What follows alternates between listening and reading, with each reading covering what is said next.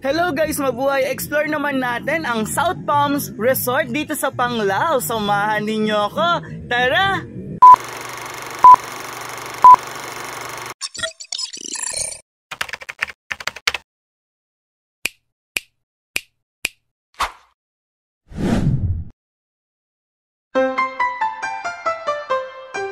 Nandito tayo ngayon sa South Palm Resort. Ayan, i-explore natin itong resort na to na medyo pricey. Parang nasa 20k ata yung room dito per night. Ayan, so tingnan naman natin kung gaano siya kaganda. At dito din daw makikita yung mga pinong sand. Ayan, yung mga parang malaborakay na white sand nila dito. Ayan, so napakarami ring tao dito sa South Palm Resort. And makikita nyo naman kung bakit. Dahil talagang pricey, cozy, and nakaka-relax yung ganda na meron dito sa South Palm Resort. Ayan, so entrance pa lang, bonggang-bongga na. Kaya naman hindi natin palalagpasin. Makita yung kagandahan na meron dito sa resort na to.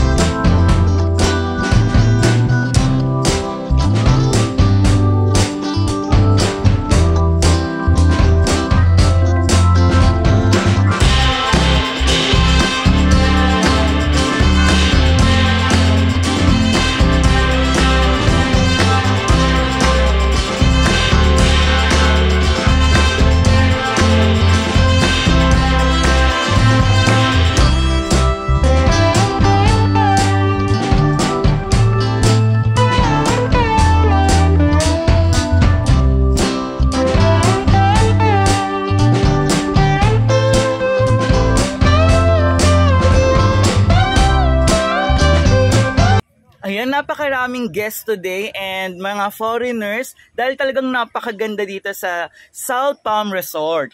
Ayan, so nakita na lang ninyo. Ngayon naman nandito tayo sa Bohol Bee Farm and dito makikita, mabibili yung mga authentic na mga honeybee. And syempre, napakasarap din yung kanilang ice cream dito, guys. So yun yung isa sa mga titikman natin ngayong araw dito sa huling araw namin sa Bohol. Ayan, so papunta tayo ngayon sa kanilang resto. Ayan, so madadaanan natin itong kanilang bilihan ng mga souvenirs, mga pasalubong. And bago tayo syempre pumunta dun sa kanilang mga bilihan ng mga pasalubong, pupunta muna tayo sa kanilang ipinagmamalaking restaurant dito na napakasarap daw talaga ng kanilang ice cream. Ayan, so mapapansin nyo na yung ambience dito, grabe guys, kahit na medyo maulan. Ayan, inulan tayo guys, pero yung ramdam na ramdam yung presence ng Kapaskuhan dahil sa kanilang mga, ayan, yung kanilang mga decorations. Pero ang isa sa talagang nakaka-attract dito ay yung kanilang mga structures, yung mga furnitures na meron sila. Ayan, so bago tayo dumaan dito, ayan, pupunta tayo ngayon sa resto nila, guys. So napakalaki din ng bee farm nila, pero ayan, yung likod talaga, yung restaurant talaga nila yung atin munang uunahin. Nakakatuwa yung mga pasikot-sikot nila dito dahil talagang maaaliw ka sa mga ganda na meron dito sa lugar, dito sa bee farm dito sa bee farm. And tingnan nyo naman guys, yung papunta pa lang nila, ayan, medyo challenging pero nakaka-relax dahil ang ganda talaga ng ambience nila dito guys. Dito sa restaurant nila, ayan, meron dito mga iba't ibang mga stall na kung saan gusto nyong ano yung gusto nyong kainin. Ayan, meron kayong pagpipilian. Marami kayong choices. Ayan, iba-iba yung mga, ayan yung pwesto dito. Meron ditong banda. Ayan, meron din banda doon sa dulo. Ayan, tapos ang talagang target lang naman namin dito ay tikman yung mga masasarap nilang ice cream. Ayan, 80 pesos per scoop. Pero grabe guys, naging tigdadalawang ice cream kami dito. Dahil talagang ang sarap. Gusto namin tikman lahat ng flavors. Pero syempre, medyo pricey nga lang. Kaya tigdadalawa lang kami na scoop ng iba't ibang flavors. Ayan guys. Ito naman sa stores nila ng mga pampasalubong. Ayan, ang tinarget lang namin bilhin dito ay yung kanilang honeybee na meron ding iba't ibang variants or iba't ibang flavor.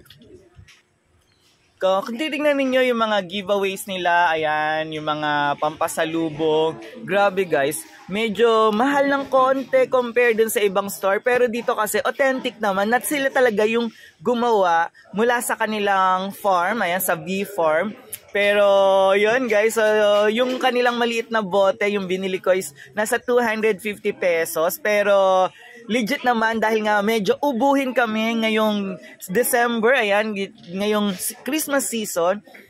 At malaking tulong yung honeybee pag nahalo sa warm water. So, ikot-ikot lang tayo dito sa kanilang store at pipili tayo ng mga pwede nating bilhin. Ayan, nakutkutin na hindi pa natin nabili dun sa isang pasalubong na store na pinuntahan natin. So, kung titingnan ninyo guys, grabe, para kumayaman ka talaga kung marami kang budget na pera pampasalubong. Ayan guys, so ang daming pwedeng bilhin talaga dito.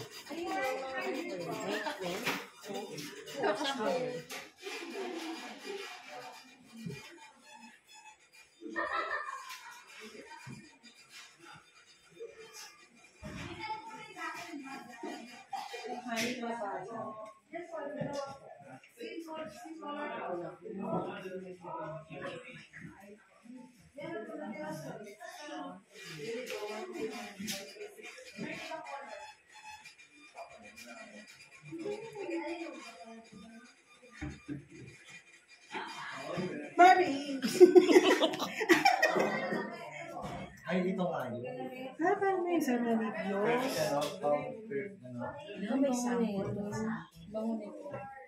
Yung peanut kisses nila dito medyo pricey kasi yung price nila dito 6 na piraso lang, pero dun sa kabilang store na pinuntahan namin 12 pieces yung presyo na meron sila dito, kaya talagang mas tipid dun sa kabila.